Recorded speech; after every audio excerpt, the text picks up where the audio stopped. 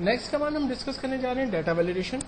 Data validation एक बहुत ही important command है और इस कमांड की मदद से हम लोग कुछ क्राइटेरिया सेट करते हैं जो हमारी डेटाबेस में बड़ी हमारी मदद करती है।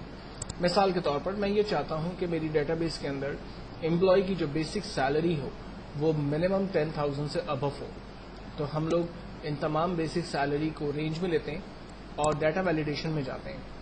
डाटा वैलिडेशन में हमें क्राइटेरिया पूछता है जहां पर अलाउ में एनी वैल्यू दिया हुआ है, हम यहां से द होल नंबर ले लेते हैं और बिटवीन की जगह हम कहते हैं it's greater than equals to 10,000 होना चाहिए और ओके करते हैं।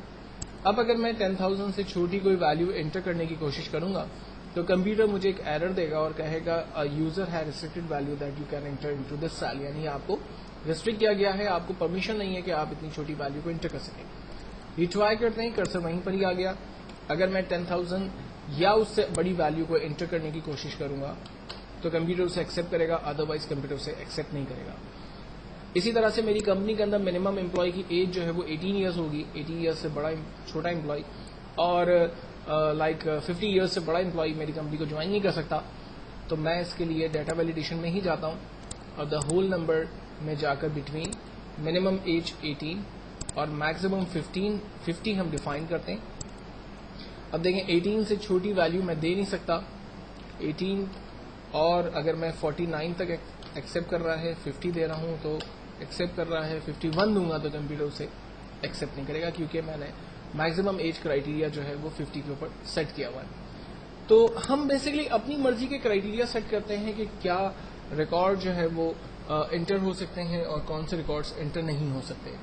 इसी तरह से अगर मैं चाह रहा हूं कि एम्प्लॉय का जो नाम इंटर हो वो मिनिमम 3 लेटर्स हो, उससे छोटा नाम तो आमतौर पर होता ही नहीं है, तो हम लोग इसी डाटा वैलिडेशन में जाते हैं और द टेक्स्ट लेंथ की डिफाइन कमांड को इस्तेमाल करते हैं और हम कहते हैं कि यूजर का जो मिनिमम नेम होगा वो 3 लेटर्स का होगा और मैक्सिमम जो उसका नाम होगा वो 18 कैरेक्टर्स का होगा। हम ये डिफाइन करके ओके करते हैं। अब अगर कोई भी स्टूडेंट एम्प्लॉय अपना नाम एक लेटर टाइप करके एंटर करता है तो कंप्यूटर उसे एक्सेप्ट नहीं करेगा। अगर वो डॉक्टर लिखकर एंटर करता है और तो कंप्यूटर उसे एक्सेप्ट नहीं करता, और अगर वो कोई बहुत ही लंबी स्टोरी टाइप कर देता है तो भी कंप्यूटर उसको एक्सेप्ट नहीं करेगा। तो ये रिक्वायर्ड है कि जो इसका प्रॉपर नेम है वो आपको यहाँ पर ऐड करना होगा, अदरवाइज कंप्यूटर से एक्सेप्ट नहीं करेगा।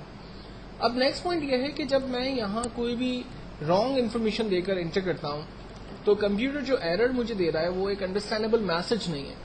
मैं चाह रहा हूँ कि कोई मैसेज भी जो है वो एक ऐसा हो कि जो यूजर फ्रेंडली मैसेज हो और ऑपरेटर को आसानी से समझ में आ सके कि उसे एग्जैक्टली यहाँ पर करना क्या है। मिसाल के तौर पर एज के क्राइटेरिया पर हम काम करते हैं और मैं यूजर को कहता हूं कि आप जो भी एज क्राइटेरिया यहाँ पर डिफाइंड है अगर आप रॉन्ग वैल्यू देंगे तो कंप्यूटर आपको एक अंडरस्टैंडेबल मैसेज देगा और उस अंडरस्टैंडेबल मैसेज को क्रिएट करने के लिए हम जाते हैं एरर अलर्ट में और हम डिफाइन करते हैं फॉर एग्जांपल एडमिन सेज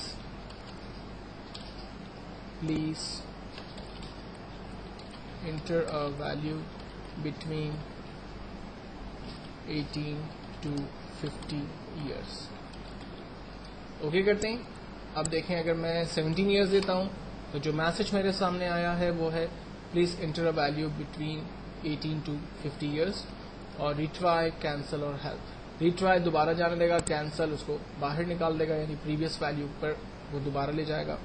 तो एक अंडरस्टैंडेबल मैसेज हम दे सकते हैं ताकि यूजर को समझ में आए कि उसे करना क्या है। अगर इस पूरे क्राइटेरिया को हम खत्म कर देना चाहें तो हम डाटा वैलिडेशन में जाकर क्लियर ऑल करते हैं, तो जो भी क्राइटेरिया हमने सेट किए थे वो तमाम चीजें हमारे पास खत्म हो जाती हैं।